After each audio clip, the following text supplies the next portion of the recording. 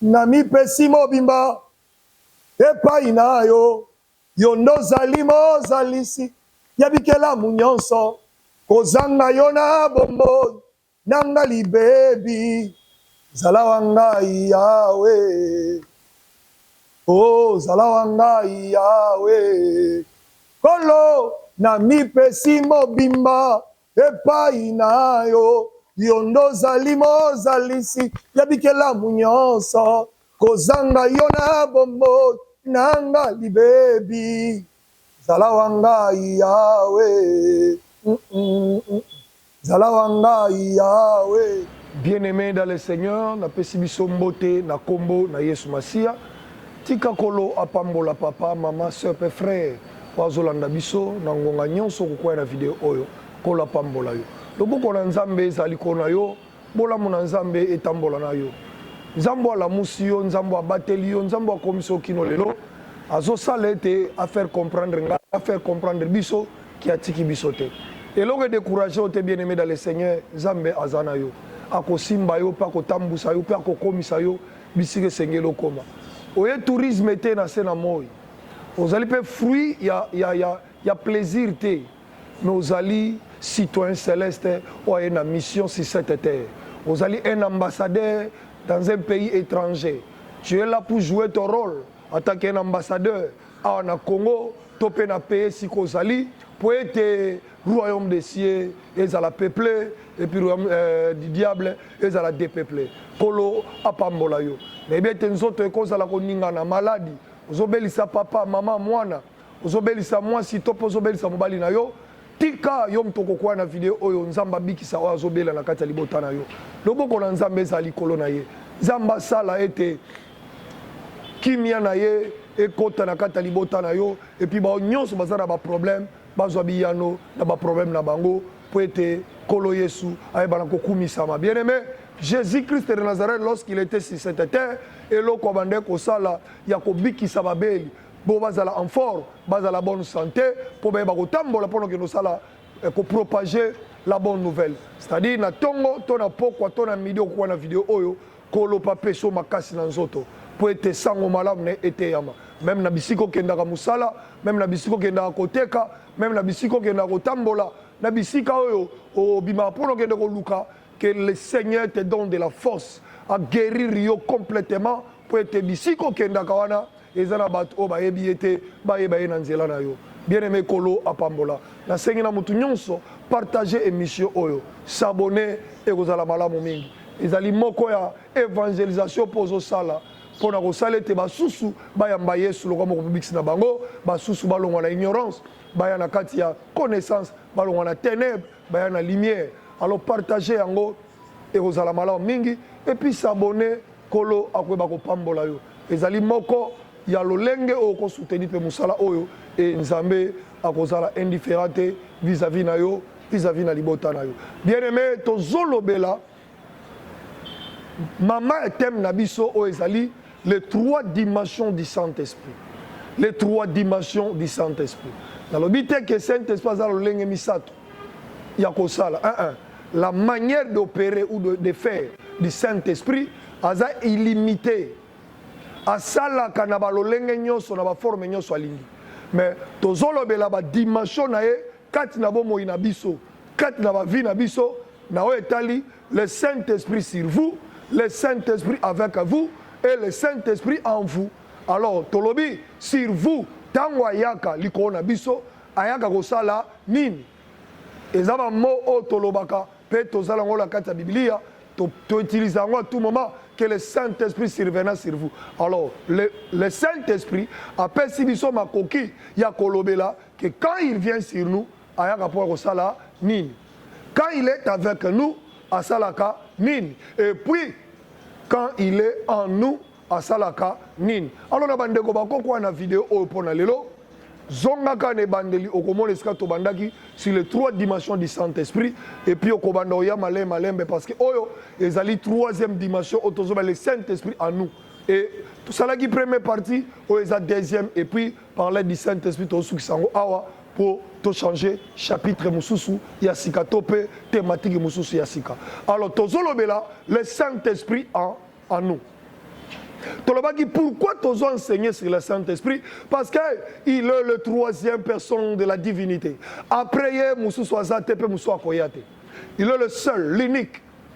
Oyo sengeli ngana yo tozala naye to collaborer to se dépendre totalement naye parce que c'est lui et lui seul ndazana mécanisme ya kosala po ete vino ezala changer. C'est lui et lui seul ndazana makoki ya kopesa oyo ozala ngo posa. C'est lui seul ndazana makoki ya kolongisa na bitumba oyo ezala kata libota na yo na musala to na kata famille na yo. Yende azala makoki ya kopesa yo oyo ozoluka awa na se na moi. Yende azala makoki ya kokomisa yo bisiko zolingo koma parce que Jésus-Christ de Nazareth yambo mata. Alors je ne vous laisserai pas orphelin, je vous enverrai le Saint-Esprit, le consolateur. Quand il sera avec vous, il vous consolera. Alléluia. Bien-aimé dans le Seigneur, le Saint-Esprit. C'est lui que le Père, Jésus-Christ de Nazareth, nous a donné, afin que nous puissions être consolés par lui. N'a pas problème à l'ibala, n'a pas problème à santé, n'a pas problème à kobota, n'a pas combat à ma famille, n'a pas réalité spirituelle, n'a pas envoûtement, n'a pas mari de nuit, les femmes de nuit, n'a pas toutes sortes d'esprits, compliqué yo, compliqué destin, c'est le Saint-Esprit qui est le consolateur. Il est là pour te donner.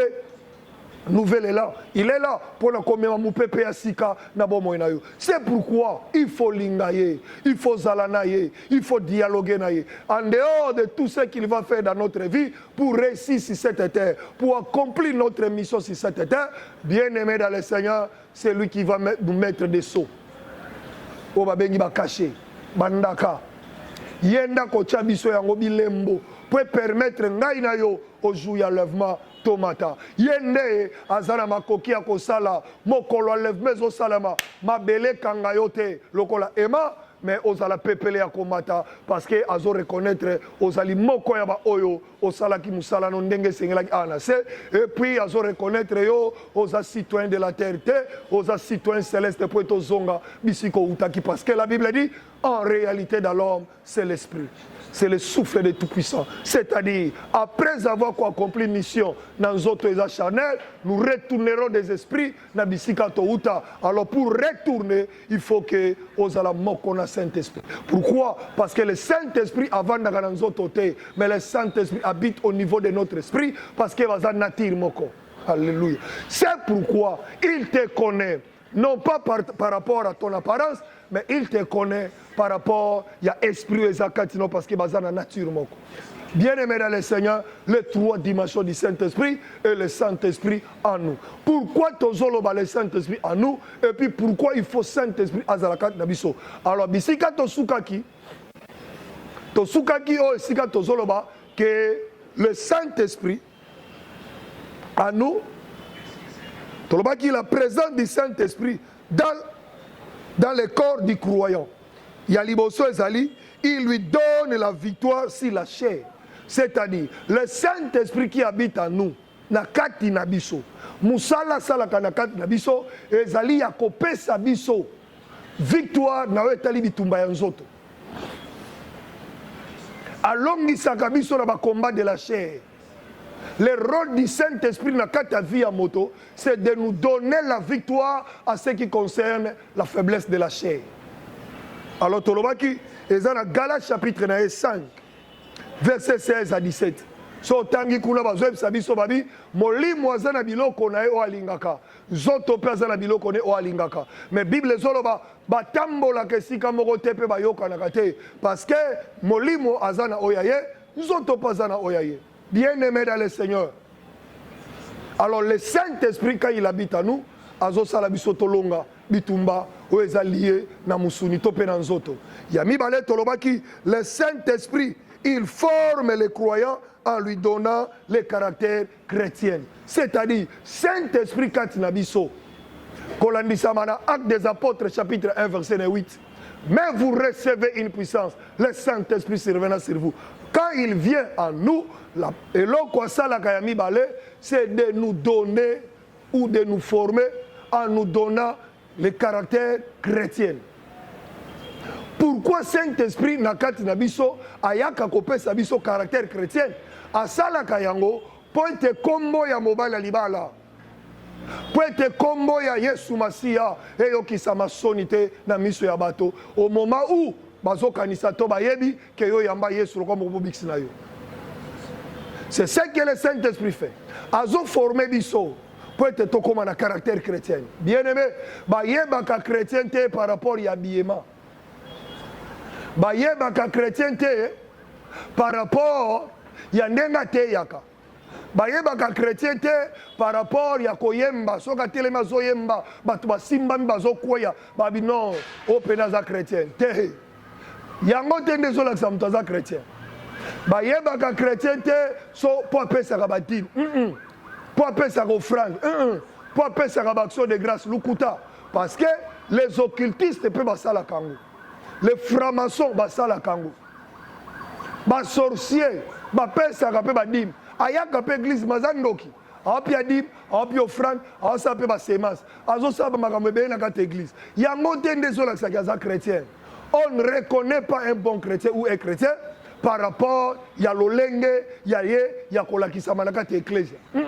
To pas sukolaka chaque jour ya culte azanga kate mardi to mercredi azawana jeudi to vendredi azawana dimanche na tongo azawana to na poko azawana ndenge la sa chrétien te. Et l'oko la kisaka moto aza chrétien, c'est son caractère.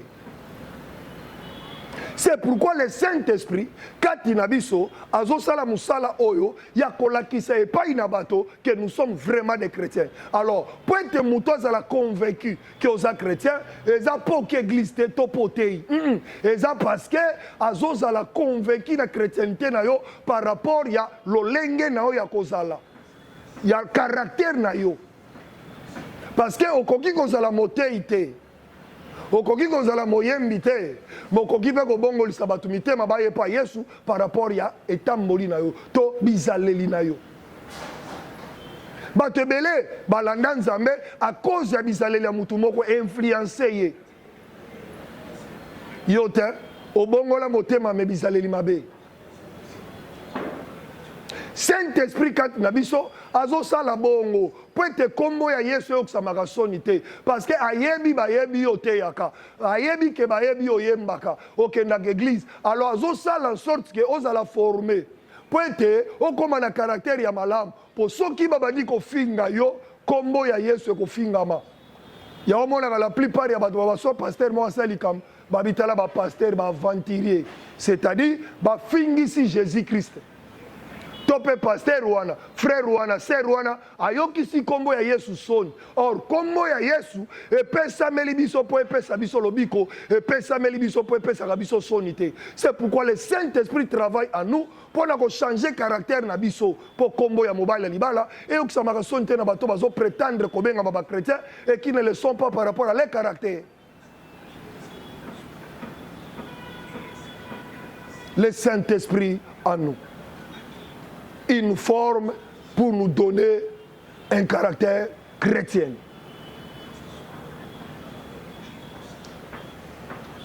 Siko banda komita la yo moko. Soko lobi ke osambelaka. Olobi ke Jésus-Christ azanzambe na yo. Oyamba eloko moko bix na yo. Soki caractère nous a bien te, bien aimé, yo na Saint-Esprit botambola te. Botambola te. Bozana yepete. C'est pourquoi biso tolobaka bona ICC, Université de la connaissance chrétienne. Tolobaka boye. Les gens vont te suivre par rapport à ce que tu as, mais ils fuiront un à un par rapport à ce que tu es.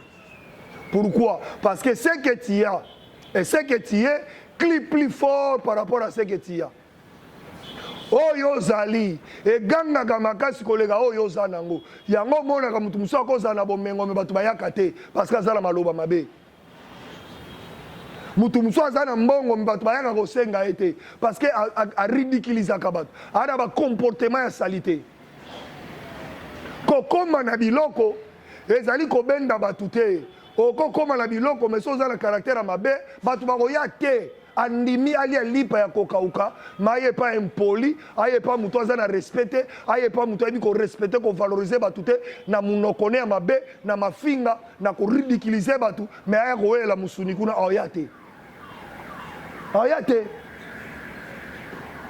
yango za na batu mususu otuna mais olongwa kuna pona nini otika kuna pona nini kuno zaki bien kuna to banda omona yo kuna to banda olanda o pamba pamba bando longwa to landa ko sute to mona ko sute je préfère nalia lipa ya kokauka mena vanda esika musuni ezali me bisalela mabeto ndi kuna c'est-à-dire ezana batu musozo kutela nzela o souffrir eza te mpo souffrance wana eza lié na mabe na ye te ana bato bako permettre bazala bien mais andimi avanda ndenge wana parce que bato wana baza mabe minoko mabe bato wana bana caractère mabe. C'est pourquoi tolobaka boy na ICC, Université de la connaissance chrétienne. Bien aimé, inutile ya ko changer ba camarade, changer nos caractères na yo. Kolukato changer nos ba camarade. Ça l'examen de conscience ya koluka koyeba, ba camarade ba kimanga pourquoi? Pourquoi tobeba naka? Pourquoi ki camarade koma na sukate? Pourquoi ba relation nge beba kaka? Tant qu'on travaille conscience na yo, place au coûte eza ba erreur na ba défaut, changer yango sinon on continue ka bongo ko beba na bato. O nga bato basala nga ka mabe. Nazala nga na problème ba tout. Yo so mona muyibi azondima ka yibi. Muyibi kutu ba kange ba filmer ye. Azo mo konzinga se na ngelo kote. Nazala na ko leka. Ba koseli nga ingana yibi na ngate. Mais otali tatouage, otali longi na ndenge ezali, otali na forme na ye, obi opena abomaka kutu ayibaka te, mais ye azoloba ayibaka te. Alors bato oyo bami se défendaka ya koloba ke nga nasala na nga bato mabe te bato kande basala nga mabe. La plupart ya bato wana bazala pe na bizaleli mabe. Parce que moto lorsque mabe ezoyaka tout moment tout autour na ye, avant une décision solide ya vie na ye asala kana examen de conscience ya vie na ye ya koluka koyeba est-ce que ngande na salaka mabe est-ce que ngande na salaka mabe est-ce que na salaka bien tena batu yango eloko ni nezo sala batu bazalaka musika eloko ni nezo sala batu bazala na ngai te tango ko sala ba recherche wana ndoko ko trouver ba erreur ba faute et puis tango ko bongisa ngo au mona nyonso ekende bien koluka ko changer ka basi te changer nos caractères na yo. Oh moi ça n'a jamais la monté. Ya. Ozaki no ya liboso maboko makasi. Ya mibale maboko makasi. Ya misatu maboko makasi. Na o peka ka bozane pe maboko makasi. Siko yozo bakake ba sinyo sona zwaka bango balingi ka mbongo. Ya bongo yozo zwa mwasi. Wana beze yo bimana ye. Omona nzoto na ye. Mais ata 1000 francs ya opesa pakolata mafuta na nzoto. Mais yozo lo bakake bazalo koso. Avant de retraiter moto lokoso, banda pe kotala, est-ce que banda bozane oso pieye? Oh bongo pasteur ngana na bali ete skwa zo senga ngambongo ndele. Boyo zo senga nzoto pona ni. Ozo senga nzoto pona ni. Ole ko changer ka mibale belé, changer caractère pe ya yo. Ozagi na okuna esimbite ozagi na okuna osimbi yo mibali nyonso ka bango nde bazaka mabe mibali nyonso bango ka nde basala ko mabe yo te ngana linga mibali me na comprendre te faut ka ba blesser ngai mais lukana no yeba ba blesser la ko pourquoi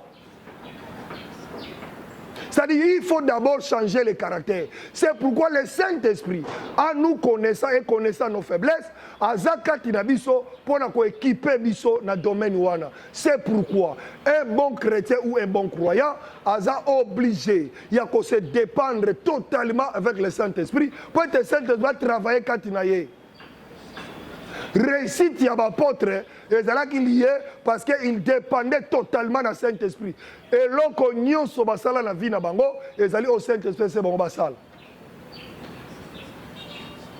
Yo te yo zana boya yo ba désir na yo. Et puis oya yo posa olingaka et dominer na au Saint-Esprit azala ngo poser pa na yo.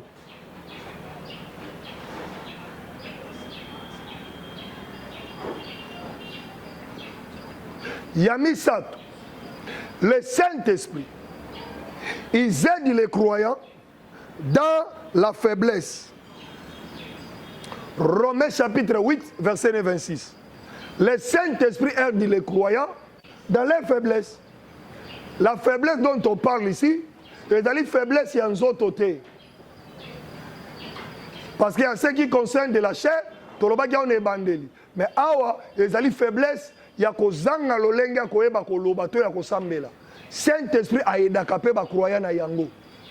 Romains tolobi 8 verset 26. Je lis la parole du Seigneur. La Bible déclare: de même aussi, l'Esprit nous aide dans notre faiblesse, car nous ne savons pas ce qu'il nous convient de demander dans nos prières. Mais l'Esprit lui-même intercède par des soupirs inexprimables. De même aussi, l'Esprit nous aide dans notre faiblesse, car nous ne savons pas ce qui nous convient de demander dans nos prières. Et belé bayeba ke loko kosenga te na ba prière. O mona mto sambela, mais eloko penda zalango posa ayebite. Ou soit a sambela, mais tala ba demande belé et puis eza en ordre te. Na kata prière na ye, place ifagi litoye za leza loboko.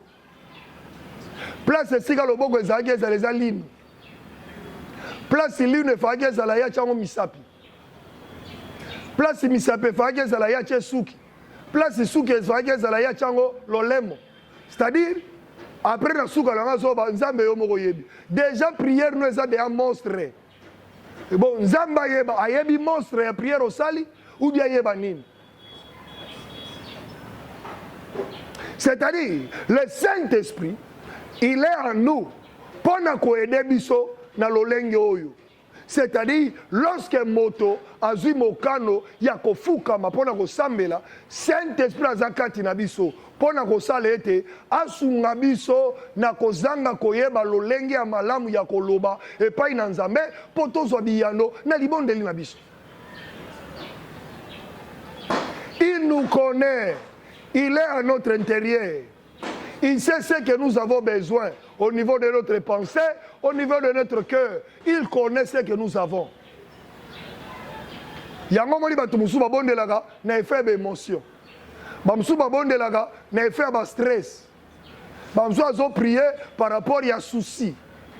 Musu azo prier par rapport à problème au comelier et bisi asambela. Mais o eza pena important pour la vie au moins tam so tia on la prière. C'est pourquoi le Saint-Esprit a zakat nabiso pour na kozwaka o est important na vie nabiso na quatre esprit nabiso a commisé lango tata pour être tata à sala non pas par rapport à la manière dont tu as prié mais par rapport à la volonté du Saint-Esprit car c'est lui qui connaît ce que tu y as besoin.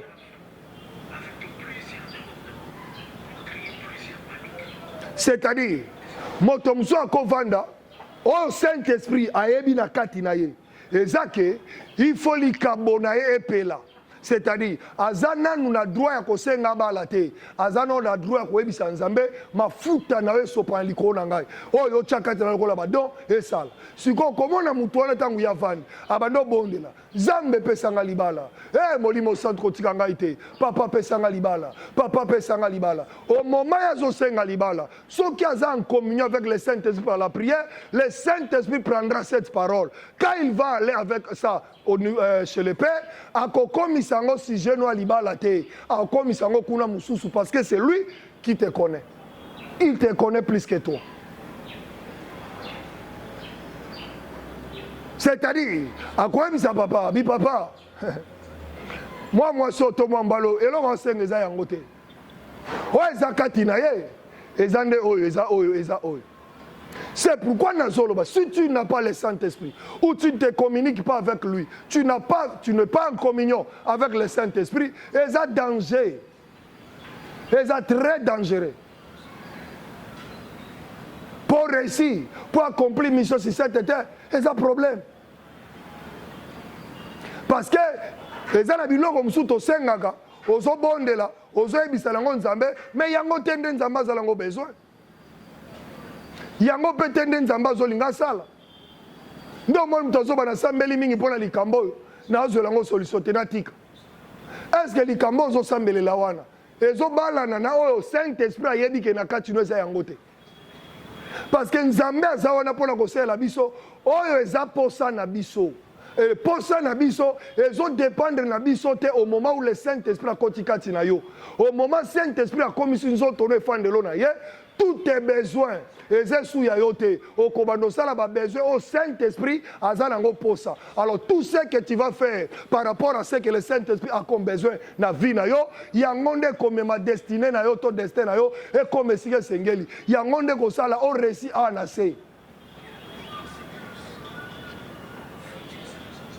Parce que dans 1 Corinthiens chapitre 3, 16, dans 1 Corinthiens 6, 19, ne savez-vous pas que votre corps est le temple du Saint-Esprit? Vous appartenez à dès que l'Esprit a sali, zoto na biso et fan de l'eau na ye, tozo mi se dépendre lisusu te muto akoti kati yenda komi maître. Eza lokola oke ko futela na lopango ya bato. Porti ba pesi yo wana yondo komi kolona yango. C'est-à-dire, tata lupangu, azesu na droite, ya kwa ko pesa ba injonction na porte yo yozo occupé. Ya kwa ebisa kwa eloko sengelo lamba. Ya kwa ebisa kwa eloko sengelo lia. Ya kwa ebisa eloko sengelo lata. Te, au moment où yo komi na kata ndaku wana, yondo komi propriétaire ya ndaku wana. Ya omona ba tumuso akoti na ndaku, amoni tole za kitoko ta abongisi. Ache penti. C'est-à-dire alingeza na ba condition zo sepelisa ye. Eza ba condition yo zo luka, mais za o tata lupango o luka te. Poso zaki nango besoin, anga sala ngo déjà va yo ya.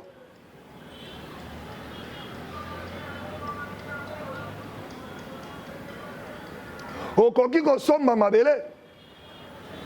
Mais construction ndako okotonga yango non pas par rapport à milliers, to par rapport à batu o bazana ba ko so sala. Okotonga yango par rapport à volonté na yo. Modèle olingele linda kuno ezala o vandelela. Pourquoi? Parce que yondo komi propriétaire ya mabele et puis esika wana. O sala o yo lingi o batu balingite. C'est de même avec le Saint-Esprit. C'est-à-dire quand il occupe ta vie, zoto na yo et comme lokola mabelo eza polele yeo akoti ndako banda koluka kotonga o ya lingi na vie na yo. Et puis oh ya lingi eza yangonde eza important parce que yangonde comme ma vie ne comme sika nzamba lingi ou bien sika nzamba bongisa. Alors, ce qu'on a bon a Saint-Esprit par la prière, par la méditation de la parole de Dieu, bien aimé dans le Seigneur, on ne jamais comme si Seigneur le comme. Le Saint-Esprit est là pour nous aider dans la faiblesse na biso koloba. Oebini Seigneur le sengate. Oebini Seigneur le lobate na kata prière. Saint-Esprit zo zelona a na kati noeza a yo zo senga y.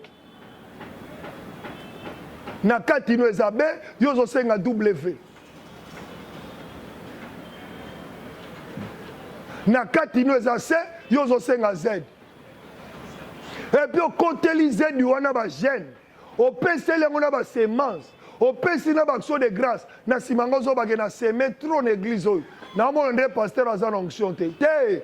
Et ana magamba pasteur azan onction te. Et ana magamba na semer trop te. Le problème ezali c'est que tu demandes. Est-ce que vous sûr ezali au Saint-Esprit avant di katina yo azon di makelo zo sengeza yango et puis un avantage au royaume. Parce qu'il y a des choses que nous demandons. Le Saint-Esprit va nous accorder des choses que nous demandons par rapport aux intérêts du royaume.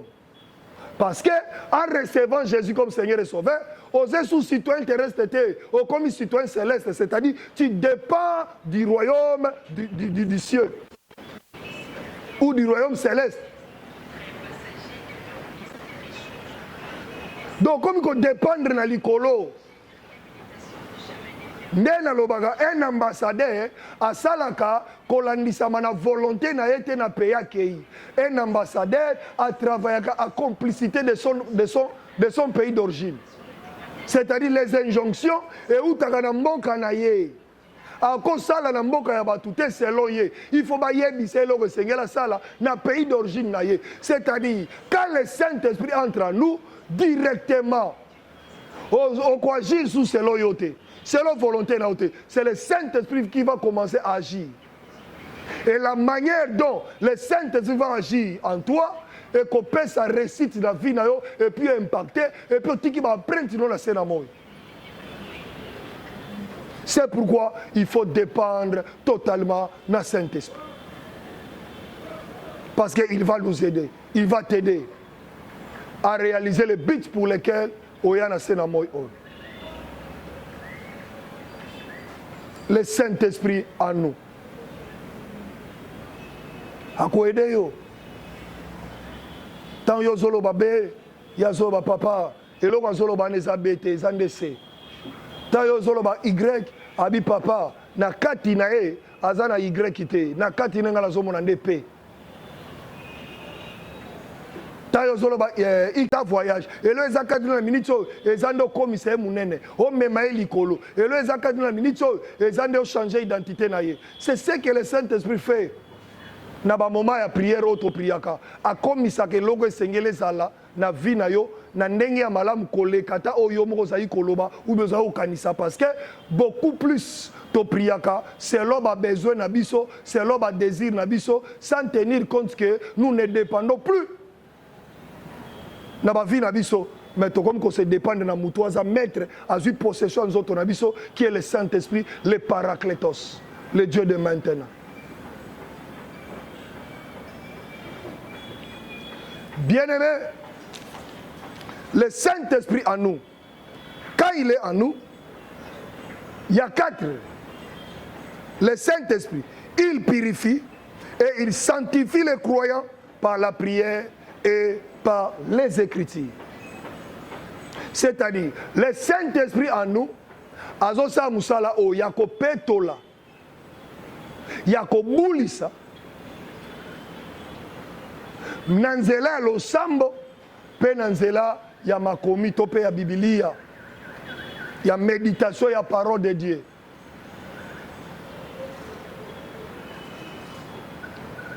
Ephésiens chapitre 5 verset 26. Et puis autant à 1 Pierre chapitre 1 verset 2. Tu vas dans 1 Pierre.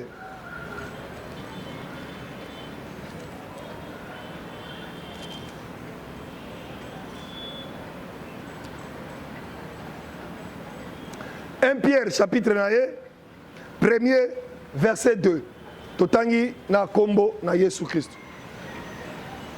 et qui sont élus selon la préséance de Dieu le Père par la sanctification de l'Esprit afin qu'ils deviennent obéissants et qu'ils participent à l'aspersion du sang de Jésus-Christ.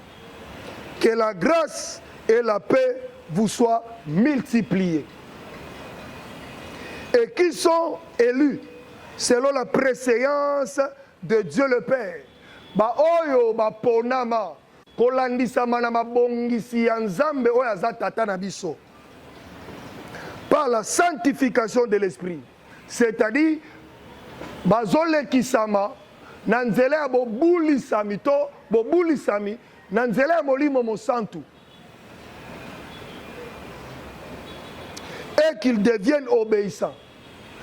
C'est-à-dire, le Saint-Esprit a ça comme obéissant. Pour participer à l'aspersion du sang de Jésus-Christ. Pour être participer, na kopeto lama, na nzela ya makila, na Yesu Christu. C'est-à-dire, le Saint-Esprit, quand il a biso, azo même purification et puis sanctification. Nakanisi ndeko la ngai moko Evangeliste Giovanni Monaco abanda loba mingi tanto zagine na IFC abanda koma même na Facebook na ye mingi je crois qu'il là koma ango akomaka l'empire purifié na sepelaka na mo wana mingi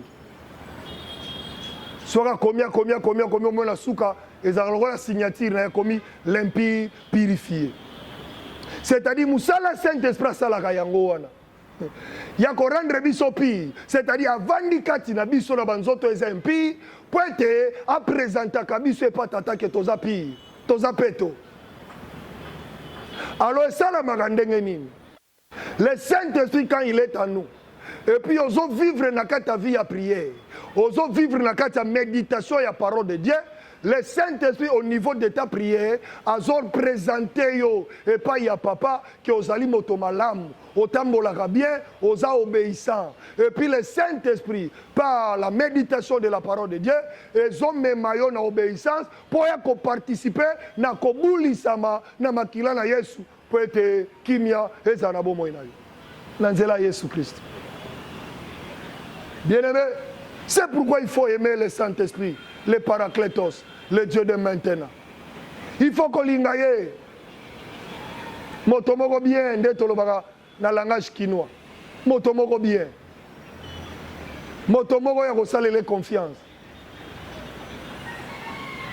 Nzambe moko malamu. Le Paraclet, le Saint-Esprit. C'est-à-dire le Saint-Esprit. Azo purifier biso, azo sanctifier biso par la prière et par les Écritures. C'est-à-dire quand tu médites la parole de Dieu, tu sondes les Écritures, l'intelligence augmente. Saint-Esprit a fait travailler l'intelligence na yo et mata par rapport à la méditation à la parole de Dieu. Et cette méditation, lorsqu'elle est nourrie au niveau de ton esprit par l'aide du Saint-Esprit, et qu'on s'en comme obéissant à Jésus-Christ de Nazareth. Et puis comme maillot, on participe à l'expression, il y a makila, il y a Yesu, et comme mon akopeto lama. C'est pourquoi Likaya, Masanga, Kindumba, Moïbi, Yaya, ceux qui vivent à prière, la méditation, parole, les athées, Moutokoti Kangote. Moutokoti Kangote. Tu peux prêcher bon, tu peux bien enseigner. Il faut Saint-Esprit à jouer rôle naé, le cola, le purificateur, à jouer rôle naé, le cola, Moutoazo sanctifié battu. C'est pourquoi nous, l'Église, nous les hommes de Dieu, nous l'enseigner comment prier. Parce que la seule chose, c'est lorsque abandi ko zinna na kata profondeur ya prière. Lorsque mutatika ka vie à prière, abandaka ko zonge la vie ne aller passer. Lorsque mutakoma ko s'éloigner na prière, abandaka ko zonge la masumu na tika kala. Yango moni ba yekoli lorsque absence ya Jésus-Christ salama ki na vie na bango bazongela ki pêche vie na bango ya kala.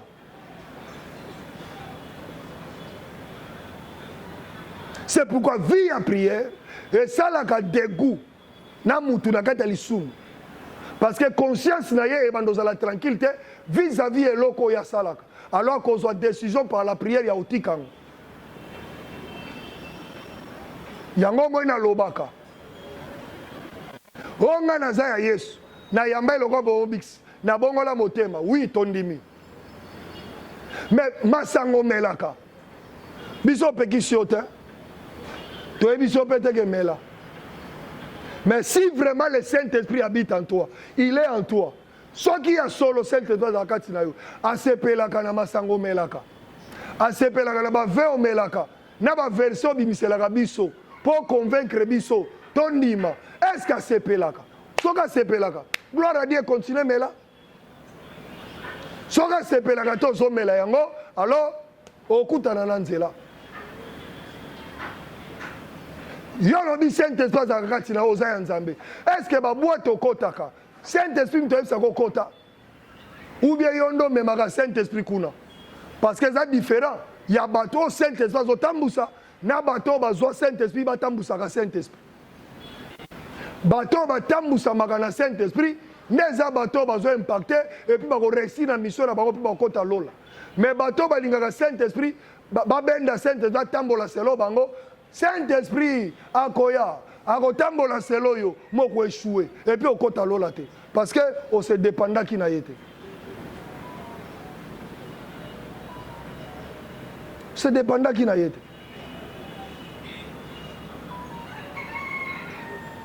babari okotaka musique oyo binaka wana que le saint yende Saint-Esprit nem to simbaka motema na yo yenda convaincaka lokola vandi kati na so bina nanu moi ko ningisa nzoto pe salaka moi bien Et puis nous autres, pour ningana, pour na yo il faut ka owana. Il faut ka banzembu na owana. Nous sommes chrétiens, bingana chrétien. Abingai Saint-Esprit afanda kati na ngai. Azalaka na ngai. Azape likolo na ngai. 3 dimensions yo sa Saint-Esprit asanango, mais oyoka banzemba mikolo ya ba jeune ba osa mikolo ngala linga ngo te. Ezata na tolite, ezata na éducation te. Et puis ba jeune alelo ba lingi kisi mingi na musique na bango. Ya ngala linga nga ba c'est un succès. Ya nga ba témoignage ba musicien kala wana. Oye ba kate oyoka ngo te. Monde wana za monde à part. C'est pourquoi même Nkolo appelle ça biso autorisation te ya ko jijaka bango parce que bazo benga des gens d'idéo. Mokolo miséricorde qui te la ba comme yakati ndero bandi ko tala etamboli na bango vis-à-vis na ndenge ba koti kati na biso. Mais loko baza libanda to ana droit ko juger bango te parce que biso pe tozaki libanda. Bolingo nzambe nde bendi biso ndenge pe ko bendaka bango bakoya. Soki baza ba citoyen céleste nzamba ebi moma ko benda bango.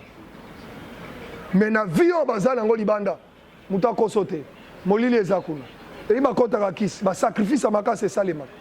Alors, tant que yango, c'est-à-dire qu'ils ont vénéré les esprits, ils ont caché, ils ont derrière les sacrifice, ils ont impacté, mais l'esprit mais tu te dis chrétien, et puis tu te dis que le Saint-Esprit est avec moi. Où il est à moi. Le Saint-Esprit a purifié biso, nanzela a prié, et puis dans l'écriture, net aux la sanctifier. Lorsque nous avons prié, au fur et à mesure aux bondela, au fur et à mesure aux zinda. Et comme tu as liboulou. Au côté les mané bandeli, mais tant que kita, petit kita, liboulou les autres la likolo. C'est comme ça. Petit à petit on bando zinda la prière, masange gotika, et kobe gotika, impidiste kosila. Au fur et à mesure on continue parce que mutunyo sortimo la liboulou, azala objectif mi balé. Soit toche misat, ya liboso, et zali pozo wolo. Ya mibale ezali pozo mai ya misatu po sala place oyo nzongo bando salema. C'est-à-dire ezaka na objectif ba chimola libulu. Comment yozo chimola libulu oyebe loko zo lukate ezalaka te. Comment on continue na profondeur à prière sans pour autant au mona mai to po mona wolo. Soko tiki omoni maite omoni wolo te tango kobima okuta babwaki matiti place parce que bato considérer on dirait si kana basala ga pona kubwaka poubelle ya omoni ba via ba tebele ba frère ba sœur ba serviteur de Dieu ba servante et baby parce que ba zinda ki trop na prière et comment ina moment moko atelemi parce que eloko faki simba simbite eloko faki mona monite atali profondeur à libulu na sali mayebi makate profondeur à libulu na sali na mona ga wolote atelemi au moment telemi ba kanisa libulu salité ba boka salité likone vie baby. Diable a boaka poubelle likolo na makambo beba. Diable a boaka poubelle likolo na ministère beba. Diable a boaka poubelle likolo na makambo silate. Bien-aimé, continuez. La prière va te purifier. Les Écritures vont te purifier. La prière va t'amener à la sanctification et les Écritures vont te sanctifier parce que l'Écriture est au niveau de son âme parce que l'âme, il y a les sentiments, la volonté, il y a beaucoup de choses là-bas. Alors la parole vient là-bas pour permettre à ton âme de comprendre la mission de ton esprit liée à ce que le Saint-Esprit veut et puis mener accomplissement pour être le royaume des cieux et à la sauver. Bien-aimé dans le Seigneur, il y a que ça par rapport à Tabalaxibiso, le Saint-Esprit, il révèle aux croyants. Saint-Esprit a révélé à Gabiso Jésus-Christ. C'est lui qui nous révèle Christ. Jean chapitre 16, verset 14.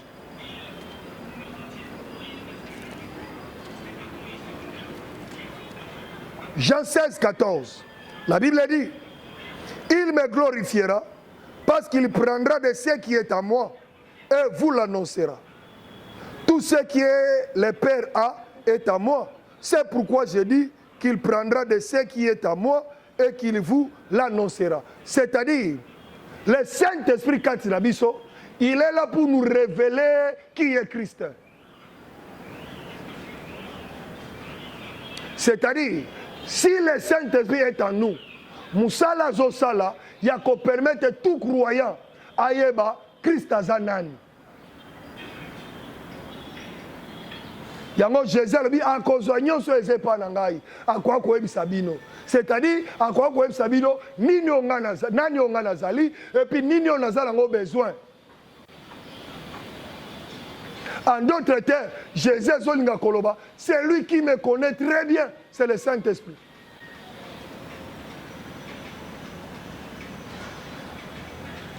Oya vanda na ngai, oya zala na ngai, oya yebi ba posa na ngai malamu, eza Saint-Esprit. Lokwa nazate, yebi ba posa na ngai, ayebi onga nazali, akobanda kolakisa bino nga naza nani, et puis avant de lakisa bino posa na ngai eza nini. Si tu n'as pas le Saint-Esprit en toi, tu ne connaîtras jamais qui est Jésus, et si tu n'as pas le Saint-Esprit en toi, tu ne découvriras pas ce que Jésus-Christ a besoin. Et ce qu'on découvrit qui est Jésus. Et on découvrit ni Christ a besoin. Bien aimé, tu n'entreras jamais au ciel. Tu n'entreras jamais dans le royaume. Au contaté, c'est pourquoi bien aimé pour ton soukissa. Paix sa vie n'est pas Jésus. Yamba le roi Mogo Bixnayo, afin que le Saint-Esprit a salanzoto nayo et comme fan de l'onaï. En d'autres termes, aya kotambusa yo. Mutukate za kitoko ndeni so chauffeur azate, mutukane za natinate. Vina eza la voiture. Au cause de la voiture à pembe, au cause de la voiture à chocolat, au cause de la voiture à noir. Bien-aimé, sans le Saint-Esprit comme votre guide, comme notre chauffeur, mutukane au vent d'alikola mabange koti poussière. Alors ne permets pas ta vie, na beauté, na don, na grâce, on zamba tchakat, na intelligence, na sagesse aux zanango, mais vina o elinga mana poussière.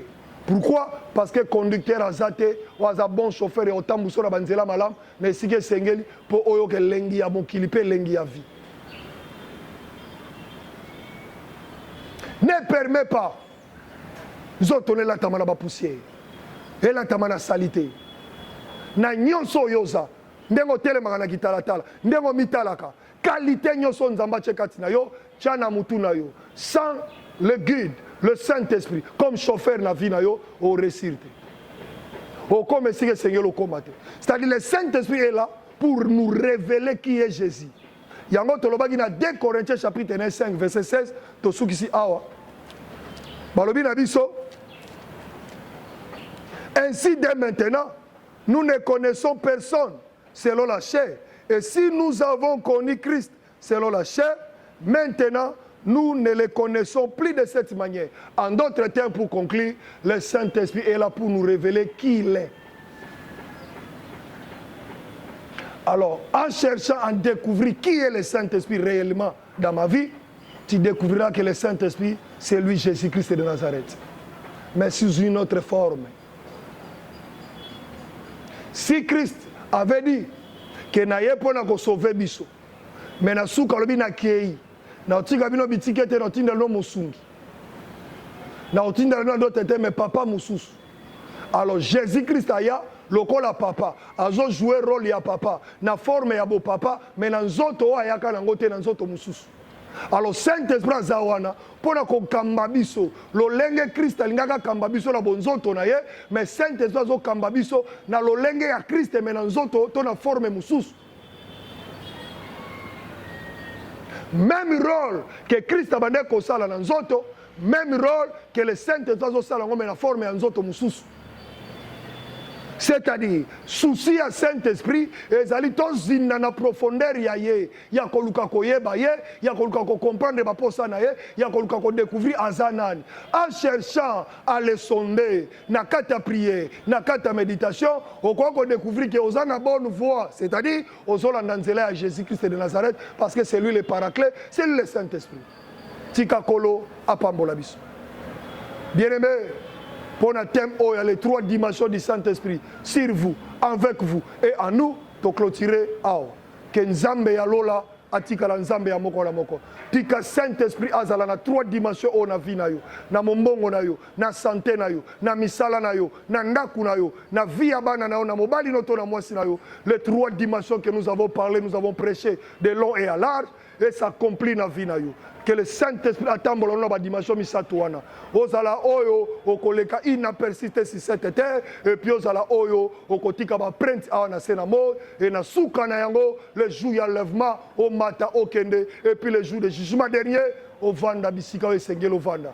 Même okongenga lokola moite ozala sanza, même okongenga lokola sanza te ongenga lokola étoile, même okongenga lokola étoile te mais baluba étoile pe ngenga ndenge moko te, mais ce qui serait important ozalata na kanluka me ya lola, ozalata na selemba na ngiringiri bisika biso tozali me ya lola ke otikala na gombe ya lifelo awa na se kolo apambola biso.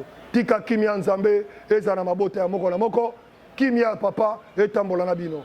Na clôturer na loyembo oyo nazomesa na koyemba parce que ezo remonter ngai na mipesi mobimba epai na yo yondo zali mozalisi bikelamu nyonso kozanga yo na bomoi nanga libebi zala wangai yawe kolo zala wangai yawe yeswe na mipesi mobimba epai na yo yondo zali mozalisi bikelamu nyonso kozanga yo na bomoi nanga libebi zala wangai yawe azalaka yanga tazala pe ya yo olingi obenga biso plus 243 81 06 33 180 plus 243 81 06 33 180 benga biso nyonso olingi komela biso tinda message tokobondela tokopartager et puis soko olingi osunga biso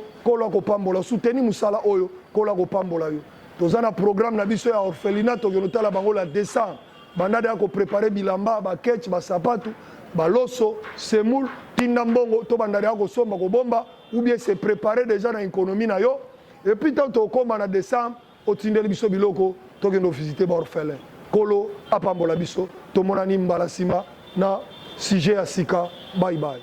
Na mipesi mobimba epai na yo yondo zali mozalisi yabikelamu nyonso kozanga yo na bombo nanga libebi zala wangai yawe oh zala wangai yawe kolo na mipesi mobimba epai na yo yondo zali mozalisi yabikelamu nyonso kozanga yo na bombo nanga libebi zala wangai yawe zala wangai yawe